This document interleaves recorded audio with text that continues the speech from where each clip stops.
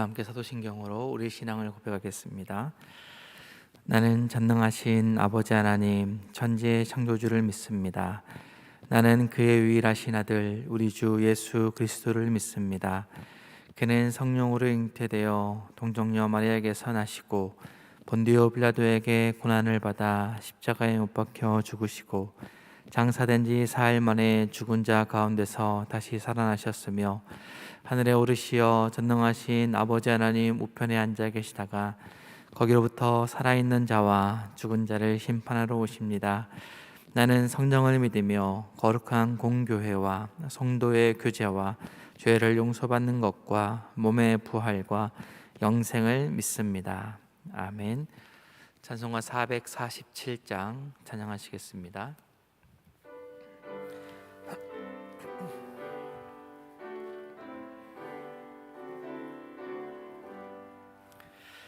이 세상 끝날까지 주 섬겨 살리니 내 친구 되신 주여 늘 함께 하소서. 주 나와 함께 하면 전쟁도 겁없고 주 나를 인도하면 늘 안심하리라. 나 주를 따를 때에 주 약속하신 것 그 영광 중에 모두 이루어 주소서. 나 주의 뒤를 따라 섬기며 살리니 그 크신 은혜 속에 날 인도하소서. 이 세상 온갖 시험 내 마음을 흔들고 정악한 원수들이 안팎에 있으나 주 나를 돌보시사 내 방패 되시고 내 옆에 계신 것을 늘 알게 하소서. 저 영광 빛난 곳을 주 허락했으니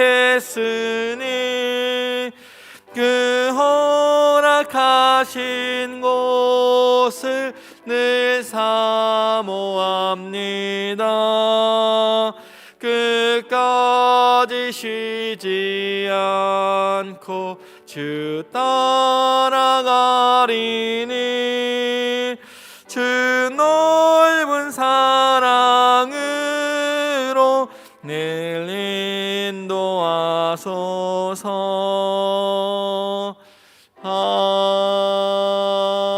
아멘. 기도하겠습니다. 사랑과 은혜가 풍성하신 하나님 아버지, 지난밤에도 저희를 눈동자처럼 지켜 보호하여 주시고 오늘도 새로운 한 날을 허락하여 주시니 그리고 주님 앞에 나오게 하시니 감사를 드립니다. 이 시간 감사로 하루를 시작하오니 오늘 하루 범사에 감사가 넘쳐나게 하시고 감사로 맞춰지는 귀한 한 날 되게 하여 주시옵소서. 성령 하나님 친히 이 시간을 주관하여 주셔서 저희의 눈과 귀를 열어 온전히 주님의 말씀을 보고 들을 수 있게 하여 주시옵소서. 예수님의 이름으로 기도합니다. 아멘. 오늘 말씀은 마태복음 9장 14절에서 26절까지의 말씀입니다.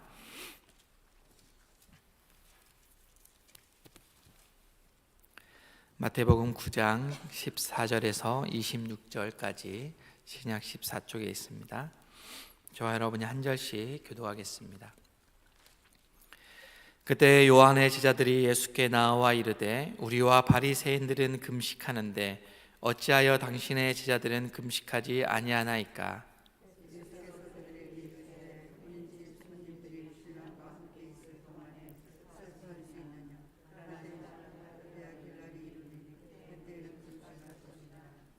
생배 조각을 낡은 옷에 붙이는 자가 없나니 이는 기운 것이 그 옷을 담기어 헤어짐이 더하게 됨이요.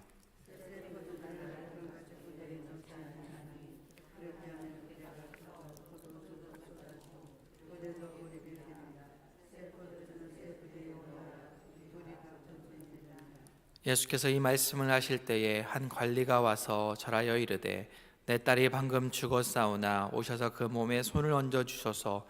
그러면 살아나겠나이다 하니 12해 동안이나 혈루증으로 앓은 여자가 예수의 뒤로 와서 그 겉옷가를 만지니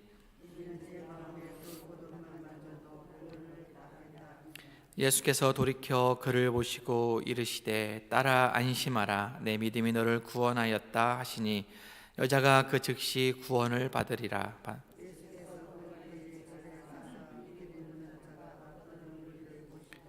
이르시되 물러가라 이 소녀가 죽은 것이 아니라 잔다 하시니 그들이 비웃더라.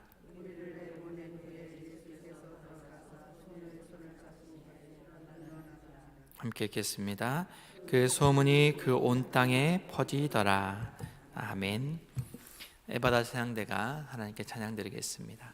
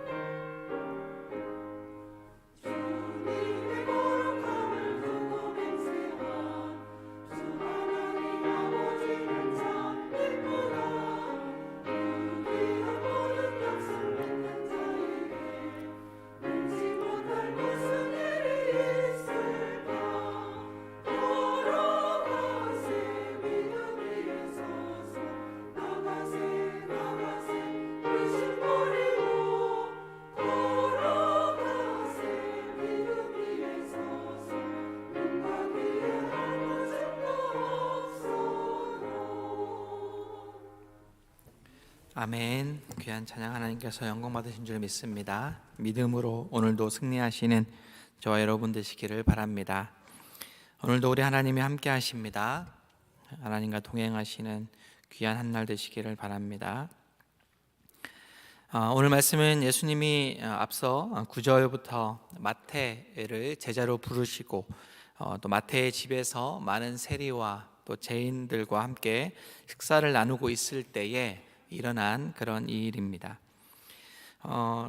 식사를 하고 있을 때에 요한의 제자들, 즉 세례 요한의 제자들이 예수님께 나와서 질문을 합니다.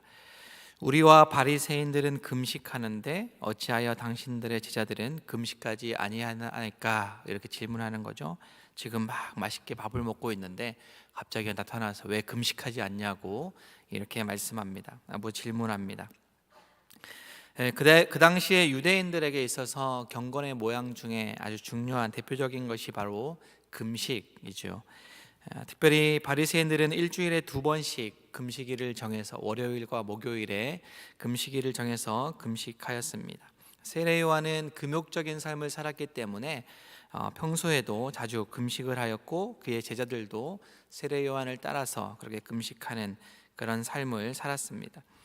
그런데 문제는 금식 자체는 나쁘지 않지만 금식이 이제 형식적으로 변질되어서 자신들이 얼마나 경건한 사람인지를 드러내기 위한 수단으로 금식을 사용했다라는 겁니다. 그래서 예수님은 앞서 산상수훈에서 외식에 대해서 말씀하면서 대표적으로 이 금식에 대해서 이야기했습니다. 금식할 때에 외식한 모습으로 겉과 속이 다르게 겉으로는 금식한다 하지만 속에서는 전혀 다른 그런 모습으로 외식하지 말라라고 합니다.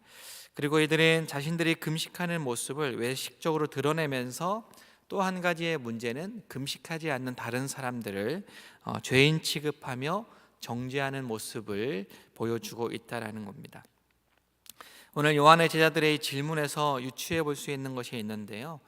지금 예수님이 세리와 죄인들과 함께 식사하고 있는 그 날이 바로 아마도 월요일이나 목요일이 아닐까, 그래서 금식일로 지정한 그런 날이 아닐까라고 유추해 볼 수가 있고요.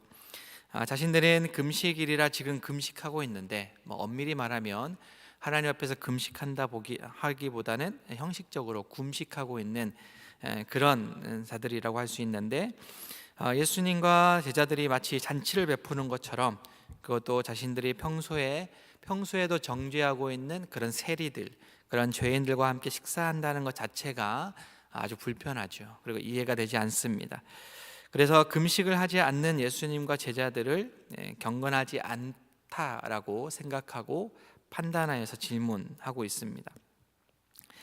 여러분, 지금도 그런 모습들이 많이 있지 않습니까? 나름 개인적으로 또 정해진 시간에 금식하시는 분들도 있고, 또 그 금식이 꼭 필요한 그런 시기, 신앙의 여정 가운데 그런 시기가 있습니다. 그런데 문제는 그런 것을 아주 대문짝만하게 적어놓고 또 홍보하는 사람들, 그런 교회들이 있다라는 거죠. 그런 걸 보면 과연 예수님이라면 그런 것을 어떻게 생각하실까 하는 생각이 듭니다. 예전에 섬기던 교회 근처에 한 교회에 대형 현수막이 이렇게 쓰여졌던 것을 보고 지나가면서 대단하다라고 생각했지만 참 씁쓸했던 그런 적이 있었는데, 현수막에 이렇게 쓰여져 있습니다. 우리 교회 목사님은 40일 금식 기도를 9번 하신 분입니다. 아주 대단해요. 근데 그 교회 가고 싶지 않았습니다. 금식을 나도 40일 금식 기도를 해야 된다는 말인가 할 정도로. 그리고 이런 생각이 들었어요. 40일 금식 기도 9번 하셨는데 그래서 어떻게 하라는 거지? 라고 하는 그런 생각이 들었습니다. 참 대단하신 일을 하신 분이시지만 그것으로 말미암아 뭔가 대단한 그분이 대단한 사람이고 그리고 대단한 교회다라고 하는 것처럼 비춰지는 그런 외식적인 모습으로 비춰졌다라는 거죠. 그렇게 판단하는 저 자체도 문제가 있지만 하여튼 그런 형식적인 것을 드러내는 사람들이 있다라는 겁니다. 그런데 예수님은 금식 자체가 나쁘지 않지만 외식하여 또 다른 사람을 정죄하는 것을 하지 말라고 하셨습니다. 그런데 지금 요한의 제자들과 바리새인들이 그렇게 하고 있는 것이죠. 이런 이들에게 예수님은 세 가지의 비유를 들어서 설명해 주고 있는데, 첫 번째 비유가 바로 혼인집 또 신랑에 대한 그런 이야기입니다. 혼인집 손님들이 신랑과 함께 있을 동안에 슬퍼할 수 있겠느냐라고 말씀하십니다. 지금 이런 세리와 죄인들과 함께 식사하고 있는 이 장면이 어떤 장면이라는 거예요?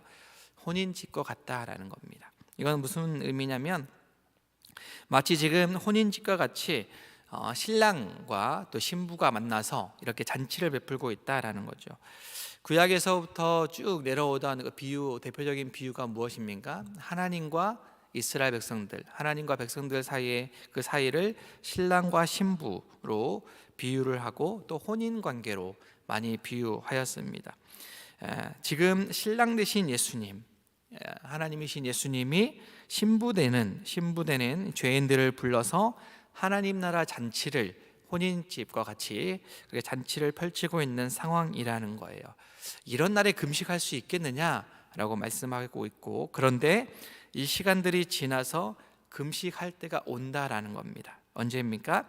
신랑을 빼앗길 날이 오는데, 즉 예수님이 잡히셔서 십자가에 달려 못 박혀 죽으실 날이 온다라는 겁니다. 그때에 금식해라라고 말씀합니다. 두 번째, 세 번째 비유는 비슷한 맥락의 비유인데, 생배 조각을 낡은 옷에 붙이는 자가 없다라는 것과 또 새 포도주를 낡은 가죽 부대에 넣지 말라라는 겁니다. 낡은 옷, 낡은 가죽 부대, 지금 이 바리새인들과 요한의 제자들과 같은 그런 금식과 안식일과 같은 아주 형식적으로 얽매여 있는 그 율법적인 유대교적인 교리들을 말합니다. 생배 조각 또 새 포도주는 예수 그리스도의 복음을 의미하면서 형식적이고 유대적인 율법이나 교리들을 가지고 예수님을 판단하고 그 예수님의 복음을 담아낼 수가 없다라는 것을 이야기합니다. 복음은 형식이나 율법에 얽매이지 않는 자유한 것이다라는 거죠. 과거에 얽매여서 전통에 얽매이면 오히려 예수 그리스도의 복음을 훼손할 수 있는 것을 예수님이 말씀하고 있습니다. 이렇게 이제 새 옷, 또 새 가죽 부대에 대해서 이렇게 금식하며 질문하는 요한의 제자들에게 또 바리새인들에게 논쟁을 하셨던 그 예수님에게 이렇게 말씀하실 때에 한 관리가 예수님께 나와 절합니다. 마태복음에 나오지 않지만 다른 복음서 마가복음이나 누가복음에 보면은 이 관리가 야이로라고 하는 사람, 특별히 그 직분이 나오는데 회당장이라고 하는 회당장 야이로라고 소개하고 있습니다. 회당장은 각 동네마다 있는 회당에서 예배를 주관하고 또 회당의 사업들을 감독하여서 또 건물을 보살피고 또 예배 시에 또 구약 성경을 낭독하고 설교할 사람을 지명하는 그런 책임을 맡고 있는 아주 중요한 사람입니다. 유대교에서는 너무나 중요한 그런 위치에 있는 사람입니다.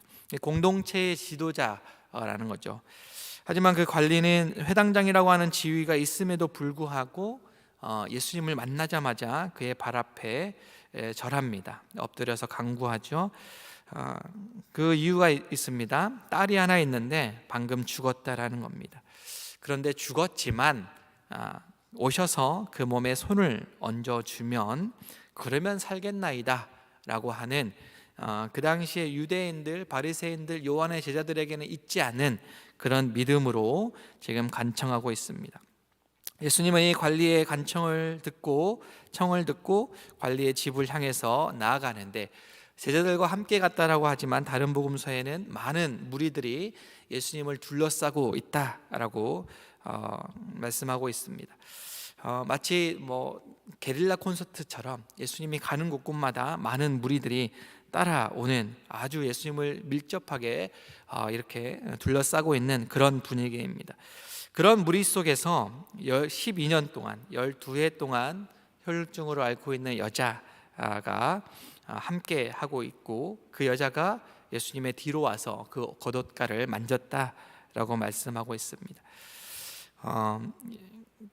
오늘도 이 복음서에는 나오지 않지만 이 여인은 12년 동안 혈루증을 앓고 있는데 그 병을 고치기 위해서 참 많이 부단히도 12년 동안 노력했던 사람입니다. 돈 잃고 건강도 악화되고 심지어 마음의 병까지 얻었을 법한 그런 여인입니다. 그런데 그 여인이 예수님을 듣게 된 거죠. 예수님을 만나게 됩니다. 예수님의 옷자락을 만지게 되는데 예수님의 옷에만 손을 대어도 구원을 받으리라 라고 생각했던 사람입니다. 감히 앞으로 가지 못하고 뒤로 가서 예수님의 옷자락을 만집니다. 그 옷자락만 만져도 자신의 병, 혈류병이 나을 거라고 하는 믿음이 있었고요. 그뿐만 아니라 마음의 병, 또 영혼도 자유함을 받을 수 있을 것이다 라고 하고 생각했습니다. 이 당시에 혈루증이라고 하는 것은 율법으로 보면요, 부정한 여인이죠.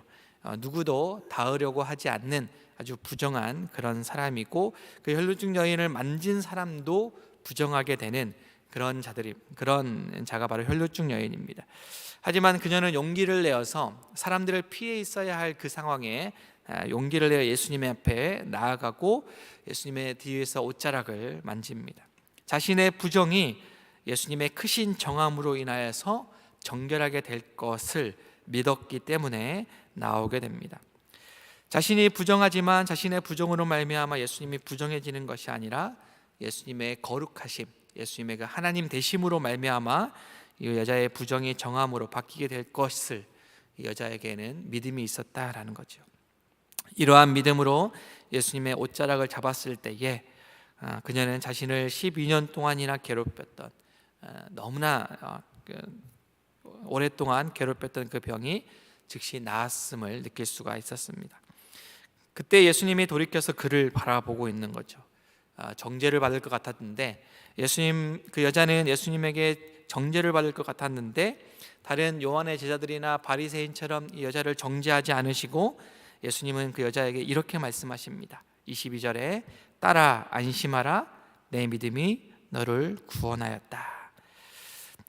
그 믿음이 너를 구원하였으니 이제는 안심해라, 자유해라. 이렇게 너의 마음을 힘들게 하였던 그 모든 곳에서 평안해라 라고 말씀하십니다. 이 안심하라 라고 하는 표현이 9장 2절에도 보니까요, 작은 자야 안심하라 내 제사함을 받았느니라 중풍병자에게 말씀하시는데, 세 번역으로 보면요 기운을 내라 라고 되어 있습니다. 기운을 내라 딸아 라고 되어 있는데, 안심하라 라고 하는 말도 참 따뜻한 표현이지만 기운을 내라 라고 말씀하시는 그 말씀이 저는 너무나 따뜻하게 그렇게 다가오는 것을 볼 수가 있습니다.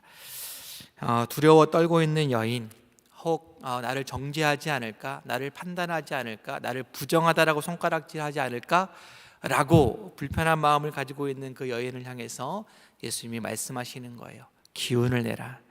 따뜻한 사랑의 음성으로 말씀하십니다. 안심하라 라고 말씀하십니다. 그 차비한 음성이 혈루증 여인의 마음에 다가와서 그 병뿐만 아니라 마음도 치유하게 되었던 그런 기적입니다. 그 예수님의 그 음성이 오늘 여러분에게도 들려지기를 바랍니다. 내 상황과 내 환경이 그렇지 않지만 나를 바라보시면서 그윽한 눈으로 자비한 음성으로 안심하라, 기운을 좀 내라 라고 말씀하시는 그 음성이 여러분 가운데 있기를 바랍니다. 예수님은 계속해서 관리의 집으로 가게 되는데 장례가 시작되었습니다. 피리 부는 자들과 떠드는 무리가 모여서 장례를 막 하고 있는, 통곡하고 있는 그런 상황 가운데 예수님이 그들에게 말씀하십니다. 물러가라. 장례의 모든 절차 가운데 물러가라. 이 소녀가 죽은 것이 아니라 잔다 라고 말씀합니다. 예수님의 이런 말을 들은 사람들이요 비웃죠. 죽었는데, 그래서 지금 장례가 시작되었는데 자신의 지식, 경험 물어봤을 때 아무런 가망이 없는 그런 상태인데, 예수님이 아니라 예수님 할아버지가 와도 이 상황은 도저히 살릴 수가 없는 그런 상황인데, 인간적인 생각으로는 죽은 건데 예수님은 그 아이가 잔다, 죽은 것이 아니라 자고 있다 라고 말씀합니다. 그런데 그런 상황 가운데 예수님은 무리를 내보내시고 그 예수님이 그 소녀의 손을 잡아서 일으켜 세워주셨다라고 말씀합니다. 그런데 이제 마가복음에는 뭐라고 하냐면 달리다 굼이라고 이야기를 하죠. 아이야 일어나라 이렇게 이야기합니다. 이 달리다 굼 이런 말이 뭐 달리다 쿰 하면서 큰 소리로 이야기하시는 것이 아니라 달리다 굼 이렇게 하면서 마치 아이를 깨우는 부모의 음성처럼, 마치 사랑하는 엄마가 사랑하는 자녀에게 속삭이듯이 부드러운 목소리로 아이를 깨우는 것처럼 그렇게 들리는 음성입니다. 달리다 굼, 아이야 일어나라 라고 아주 사랑스러운 목소리로 안심하라, 기운을 내어라 라고 하는 말씀처럼 그렇게 그 아이를 깨우시는, 그렇게 일으켜 세워주시는 주님의 모습을 보게 됩니다.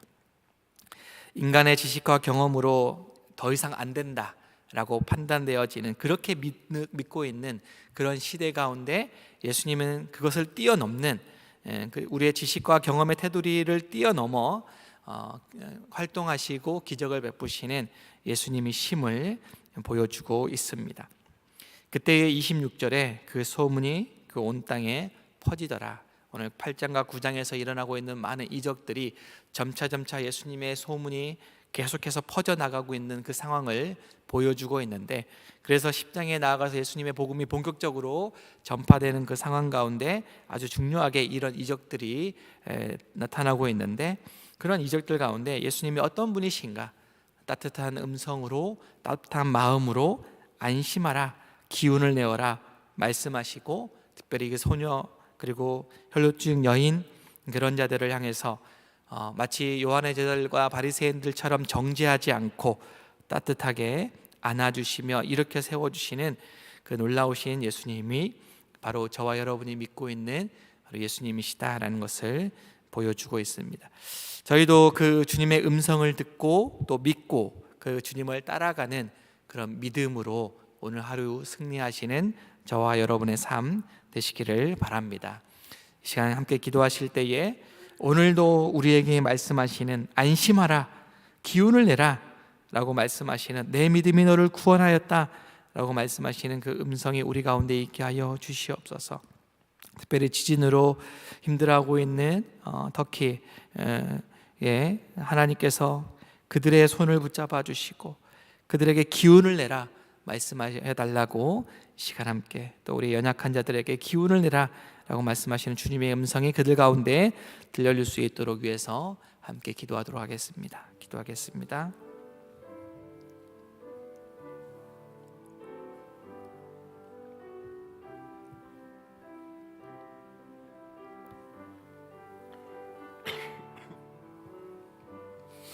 하나님, 주님께서 오늘도 우리의 손을 붙잡아 주시며 안심하라 말씀하여 주시고 기운을 내라 말씀하여 주시니 감사합니다. 세상에 의지할 곳 없고 나아갈 곳 없는데 하나님 붙잡고 오늘도 예수님의 말씀을 붙잡고 승리할 수 있는 우리가 될 수 있도록 인도하여 주시옵소서. 절대로 손을 놓지 않으시는 주님, 우리의 손을 붙잡고 나아가시는 주님, 그 예수님의 소문이 온 땅에 퍼져나가는 것처럼 우리의 삶의 모습을 바라보며 우리의 모습들을 바라보며 예수님이 하나님의 시대 가운데 더욱더 많은 사람들이 위로되어지는 이름이 될 수 있도록 주여 주님의 뜻이 이 땅 가운데 이루어질 수 있도록 인도하여 주시옵소서. 사랑의 하나님, 오늘도 첫 호흡을 주님께 찬양하며 기도하며 또 말씀 가운데 거할 수 있도록 인도하여 주시니 감사를 드립니다. 오늘도 말씀을 통하여 주님의 음성을 듣습니다. 안심하라, 우리를 정죄하지 않으시는 그 놀라운 사랑의 음성을 들으며 오늘 하루도 그 믿음으로 승리할 수 있는 모든 한영의 성도들 될 수 있도록 인도하여 주시옵소서. 하나님, 여전히 힘들고 어려운 시간들을 겪고 있는 이 세상에 많은 사람들이 있습니다. 목숨이 위태한 많은 이들 가운데에, 또 많은 영적으로 힘들어하고 있는 많은 이 시대 가운데에 그들의 손을 붙잡아 주시고 그들을 안아주시며 기운을 내라 말씀하시는 주님의 놀라우신 음성이 그들 가운데 임할 수 있도록 인도하여 주시옵소서. 오늘 하루도 모든 한영의 성도들의 삶의 순간순간이 주님과 함께 있기를 원하오며 예수님의 이름으로 기도합니다. 아멘.